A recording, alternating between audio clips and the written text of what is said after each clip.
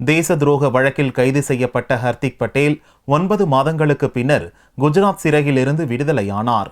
குஜராத்தில் செல்வர்களாக உள்ள பட்டிதார் என்று அழைக்கப்படும் பட்டேல் இனத்தவர்கள் வைர வியாபாரம், பண்ணை விவசாயம் போன்றவற்றில் ஈடுபட்டு வருபவர்கள்.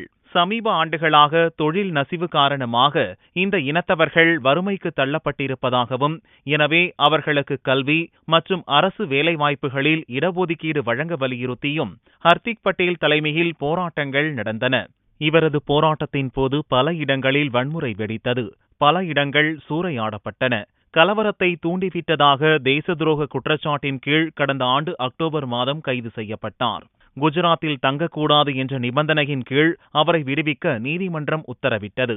இதன்படி வெள்ளியன்று குஜராத் மாநிலம் சூரத் மத்திய சிறையிலிருந்து விடுதலையான ஹர்திக் பட்டேல் உடனடியாக அங்கிருந்து வேறு மாநிலத்துக்கு புறப்பட்டுச் சென்றார். ராஜஸ்தான் அல்லது குஜராத் மாநிலத்தில் அவரை தங்க வைக்க ஆதரவாளர்கள் ஏற்பாடு செய்துள்ளனர். உத்தரப்பிரதேசத்தில் விரைவில் தேர்தல் நடக்க உள்ள நிலையில் அங்கு குர்மி இனத்தவர்களை ஒன்று திரட்டி புதிய இயக்கத்தை துவக்கவும் ஹர்திக் பட்டேல் திட்டமிட்டுள்ளதாக கூறப்படுகிறது.